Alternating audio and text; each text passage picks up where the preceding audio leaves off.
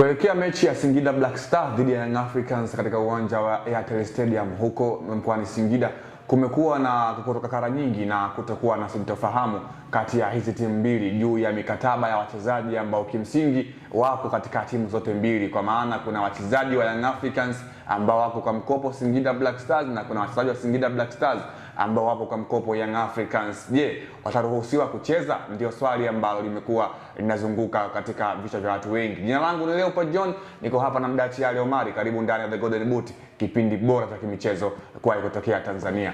Mdachi, tuanzie hapo. Watu wengi wanataka kufahamu wanaruhusiwa ama hawaruhusiwi, kwa maana watu wamekuwa wanachanganyikiwa hapa, hasa katika engo ya kimkataba. Binafsi yako ama kwa jinsi hali ilivyo, tutategemea kumshuhudia mtu kama Frank Yasinki Kobena kwenye mchezo dhidi ya Singida Black Stars akiwa na Young Africans? Kwanza tukirejelea nyuma kwenye kumbukumbu zetu ama kumbukumbu za ligi kuu ya NBC Premier League, swala kama hili lishawahi kujitokeza kwa timu hii ya Singida, isipokuwa ilikuwa inafahamika kama Singida Fountain Gate kipindi hicho. Simba aliwahi kuwatoa wachezaji nyota kadhaa wa kikosi chake, na mzungumzo mtu kama Habibu Kiombo ashakuwa kwenye timu ya Singida Fountain Gate, lakini na Gadiel Michael Kamagi. Ilipofika mechi ya Simba na Singida Fountain Gate, walipokuwa wanacheza kule Singida pale CCM Leti, wachezaji hawa hawakuruhusiwa kucheza kulingana na mikataba ilivyokuwa inazungumzwa. Na kweli mchezo husika hawakuhusishwa na mchezo na hawakuweza kutumika na timu siku hiyo ya mchezo. Kwa hivyo linapokuja swala kama hili, taarifa muhimu ama taarifa ya msingi inatakiwa kutoka moja kwa moja kwenye club kama club hii kuondoa mkanganyiko kama huo ambao umetokea. Lakini kwa swala hili la wachezaji kutokucheza ama kucheza kwenye mchezo kulingana na mikataba, halijawa swala geni sana, sababu limekuwa likifanyika na vilabu. Hata katika Simba ambayo tunaizungumza hiyo ina wachezaji ambao ni wa mkopo, mfano Rushain Derok. Pindi hapo Simba watakutana na kikosi cha Mamelodi Sundowns katika mashindano yote yale, hata ruhusiwa kucheza kulingana na mikataba ambayo inazungumzwa. Kwa hivyo swala hili ni swala ambalo lipo sasa. Hatujajua taarifa rasmi ipo kwa upande upi ambao inatakiwa itoke. Singida wao, afisa habari wao wamezungumza kwamba wachezaji hawa hawataruhusiwa kucheza kulingana na mikataba, lakini bado mkanganyiko hupo, kwa sababu si taarifa rasmi ya klabu haijatoka kwamba wachezaji hawa hawaruhusiwi kucheza kulingana na mkataba upo 1 2 3. Kwa hiyo sisi kama wadau wa soka na wanahabari tunasubiri habari kutoka rasmi kutoka kwa klabu ya Singida kwamba hii imekaa hivi ili kuondoa mkanganyiko ambao upo kwenye jamii kuhusiana na swala hili la wachezaji kutokucheza ama kucheza.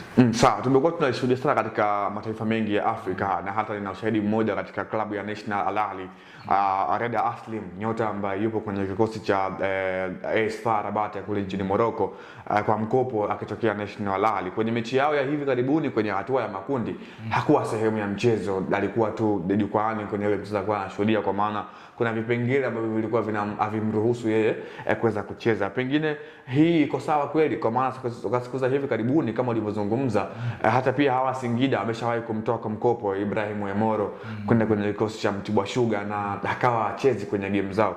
Hii imekaaje hasa katika lengo ya manufaa kwa timu moja ambayo kwa wakati huo ndo anakuwa wana ile mandate ya kumtumia mchezaji, kwa maana Young Africans wanafahamu kuelekea kwenye huu mchezo wanamkosa mtu kama vile Dickson Jobu kwenye hilo eneo. Young Africans wataingia kwenye huu mchezo wakiwa hawana backup katika eneo la ulinzi, kwa maana Frank Yasinki hataruhusiwa kucheza. Hii haiwezekani kuwa inaumiza upande mmoja.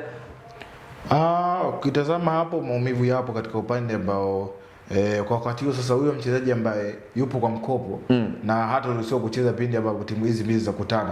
Alafu wakati huo mchezaji ndiye mchezaji ni miongoni mwa wachezaji ambao wanafanya kitu bora sana kwenye kikosi cha mwalimu, na ni mchezaji muhimu kwenye kikosi katika michezo yote ambayo timu imecheza.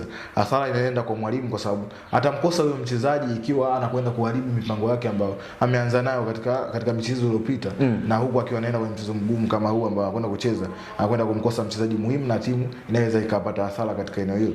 Lakini pia wakati wanafanya makubaliano ya kusaini mkataba huu, inawezekana walikuwa wanafahamu faida ambayo wanaenda kuipata, lakini na hasara ambayo wanaenda kuipata. Kwa hasara ni kwa mwalimu, kwa sababu yeye mwalimu atahitajika sasa kuweka mtu mwingine na aanze na mpango mwingine tofauti na ambao alikuwa anaenda kumtumia labda Mohamed Damalo Kamara.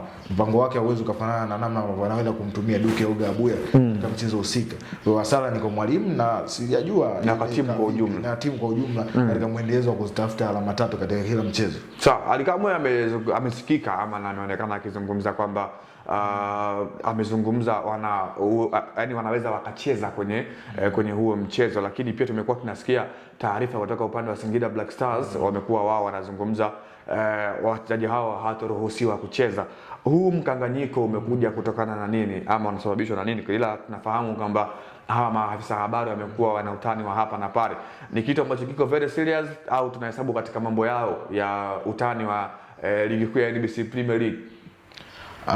Inawezekana ikawa katika engo ambayo umezungumza, lakini ili kuondoa mkanganyiko kwa upande wangu mimi na mawazo ambayo nilikuwa natazama, inawezekana vilabu vikatoa taarifa rasmi ili watu na wadau wa soka wawe na taarifa ambayo imekamilika kwamba 1 2 3 kwamba wachezaji hawa ni kweli hawataruhusiwa kucheza kulingana na mkataba ambao unasema, au haiko hivyo wachezaji hawa watacheza, mkataba hausemi hivyo ambavyo imezungumzwa. Kwa taarifa rasmi za vilabu hivi viwili ndio itakwenda kuondoa mkanganyiko ambao unaonekana hupo kwa sasa kulingana ambavyo inazungumzwa kwa ajili ya wachezaji ambao wapo kwa mkopo kwenye klabu ya Young Africans. Sawa. Moja kati ya changamoto kubwa pale ambako zinakwenda kukutana timu kubwa kwenye ligi kuu ya NBC Premier League, basi ni mambo ya nje ya uwanja kutawala zaidi. Young Africans anakwenda kumkabili Singida Black Stars ambaye ni kimsingi katika engo ya wachezaji, benchi la ufundi ambao walikuwa nayo, anaweza kwenda kumchallenge na hata pia kuchukua alama kwa upande wake. Jina langu ni Leopard John, hii ilikuwa The Golden Boot, nilikuwa hapa na Mdachi Ali Omari, nyuma ya kamera ni Yusuf Ramadhani Mpuma.